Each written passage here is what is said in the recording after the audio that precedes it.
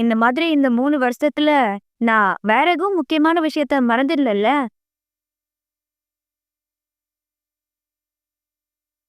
ஆ அப்படி நான் ஏதாவது மறந்திருந்தா, நீங்களே எனக்கு என்னன்னு சொல்லிடுங்க.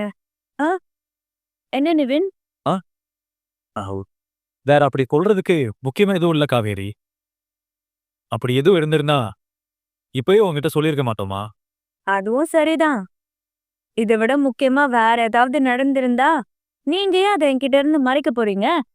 ஆ ஏம்மா, அக்காவுக்கு கல்யாணம் பண்ணி வைக்க, யமுனாவுக்கும் கல்யாணம் பண்ணி வைக்க, எனக்கு எப்ப கல்யாணம் பண்ணி வைப்ப?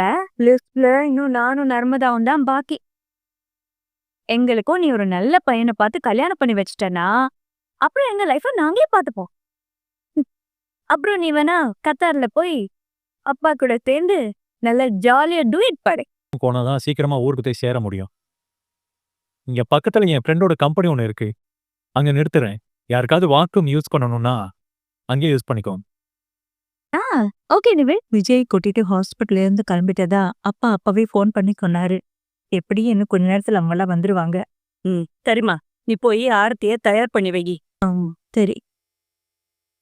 அம்மா, ஹாஸ்பிட்டலே அவன் விஜய் காவேரி எங்கன்னு கேட்டுட்டே இருந்தா.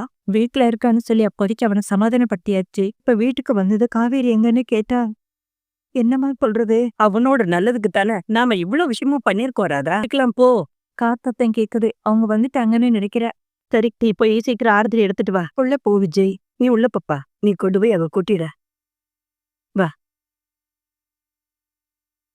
அவனை கூட்டிட்டு வாங்க. இப்பதான் உசுறு பொழைச்சு ஹாஸ்பிட்டல்ல இருந்தே வந்திருக்க. வா, நம்ம கோயிலுக்கு போய் சாமி கும்பிட்டுட்டு வந்துடலாம். காவேரி எங்க பாட்டி? போயிட்டு வந்துடலாம், எந்திரிடா. வா. அதான் பாட்டி சொல்றாங்கல்ல. வா விஜய், வா. பாப்பா போயிட்டு வரலாம். உன்னோட கெட்ட நேரம்ல இதோட உன்னை விட்டு போகட்டும்பா. இனிமே நீ எப்பவுமே நல்லபடியா சந்தோஷமா இருக்கணும் விஜய். சரியா ராதா? விஜய்க்கு போய் குடிக்க ஏதாவது அதெல்லாம் இருக்கட்டும் பாட்டி. முதல்ல காவேரி எங்கன்னு சொல்லுங்க. விஜய், இப்பதான் நீ ஹாஸ்பிட்டல்ல இருந்து வந்திருக்க. நீ வெறும் வயித்தோட இருக்காம இங்க ஏதாவது சாப்பிட வா. வா. வா பாஸ். ஓ விஜய், என் வாழ்க்கையில வேற எதுவும் முக்கியமான விஷயத்த மறந்திருந்தா அத சொல்லிருங்கன்னு அவளே வாய் விட்டு கேக்குறா. ஆனா நம்ம என்னன்னு சொல்றது? மா, நம்ம ஏற்கனவே முடிவு பண்ண மாதிரி விஜய் பத்தின எந்த விஷயத்தையும் அவளுக்கு ஞாபகப்படுத்தாம இருக்கிறது தான் அவளோட ஹெல்த்துக்கு நல்லது. இப்ப நம்ம கூட வரும்போது எவ்வளவு ஜாலியா சிரிச்சு பேசிட்டு வந்தா. நடந்ததெல்லாம் அவளுக்கு தெரிஞ்சா அவளால இப்படி சந்தோஷமா இருக்க முடியுமா? சொல்லுமா. நமக்கு தேவை காவேரி நல்லபடியா சந்தோஷமா இருக்கணும். அதுக்கு அவளுக்கு கல்யாணம் ஆனதையும் இல்ல குழந்தை பிறந்ததையும் அவகிட்ட சொல்லாம இருக்கிறதாமா நல்லது. மா, நீ தேவையில்லாம எதுவும் மனசை போட்டு குழப்பிக்காதமா. இருக்கிற நிலைமையில நாம இவள நினைச்சு கவலைப்படுறதா இல்ல இவ குழந்தைய நினைச்சு கவலைப்படுறதா? கடவுளே. கிளம்பலாம் காவேரி. ஏன் எல்லாரும் ஒரு மாதிரியா இருக்கீங்க? என்ன ஆச்சுமா? ஒண்ணும் இல்லையே. உன் முகத்தை பார்த்தாலே நீ உம்முன்னு இருக்கேன்னு தெரியுது. என்னன்னு சொல்லு.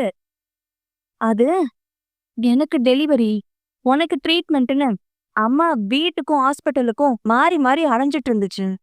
அந்த டயர்டா இருக்கும். ஹாஸ்பிட்டல்ல நான் கண்ணு முழிச்சதுல இருந்து காவேரி எங்க அவளை பார்க்கணும்னு சொல்லிக்கிட்டே இருக்கேன். வீட்டுல இருக்கா, வீட்டுக்கு போனதுக்கு அப்புறம் பார்க்கலாம்னு சொல்லிட்டு இங்க வந்ததுக்கு அப்புறம் அவ எங்கன்னு சொல்ல மாட்டேங்கிறீங்க. எங்க காவேரி? தாத்தா, காவேரி எங்க? எனக்கு ரொம்ப பயமா இருக்குங்க. பயம்? ஏதோ ஒரு தப்பா நடக்க போகுதுன்னு என் மனசு சொல்லிக்கிட்டே இருக்கு. ஒருவேளை நான் பயப்படுற மாதிரி தப்பா ஏதோ நடந்துச்சுன்னா அந்த நேரத்துல நீங்க எனக்கு துணையா இருப்பீங்கல்ல? நீங்க விட்டு எங்கேயும் போயிட மாட்டீங்கல்ல? நாங்க அவள ஆஸ்பத்திரியில சேர்த்து காப்பாத்திடலாம்னு எவ்வளவோ முயற்சி பண்ணோம். ஆனா அவ ஆக்சிடென்ட்லயே இறந்துட்டான்னு டாக்டர் சொல்லிட்டாரு. அவங்களால உன்னை மட்டும் தாப்பா காப்பாத்த முடிஞ்சது. காவேரி நம்மள எல்லாம் விட்டு அவளே போனதுக்கு அப்புறம் நாங்க ஏன் இங்க இருக்கணும்னு அவ குடும்பத்து ஆட்களும் இங்க இருந்து கிளம்பிட்டாங்கடா. போனவள நினைச்சு அழுது உனக்கு ஏதாவது ஆயிர போகுது. நீ ஏன் இப்ப ஸ்டெப் பொழைச்சு வந்திருக்க? உன்னை கஷ்டப்பட்டு காப்பாத்தி திரும்பவும் நீ இப்படி எல்லாம் பேசுற. அவ விதி முடிஞ்சிருச்சு. அவ அப்படி சேர்ந்துட்டா. இதுல யாரு என்ன செய்ய முடியும்? குழந்தைக்காகவாச்சு நீ நல்லபடியா வாழ வேண்டாமாடா? காவேரி இல்லாம எப்படி தனியா இருப்பேன்னு கேட்டியே. காவேரி ஒண்ணு தனியா விட்டுட்டு போகலடா. இந்த குழந்தைய உன்கிட்ட விட்டுட்டு போயிருக்கா. இனி காவேரி உன் கூட இல்லைங்கிறத நீ புரிஞ்சுக்கணும். உன் குழந்தைக்காக நீ வாழ ஆரம்பிடா.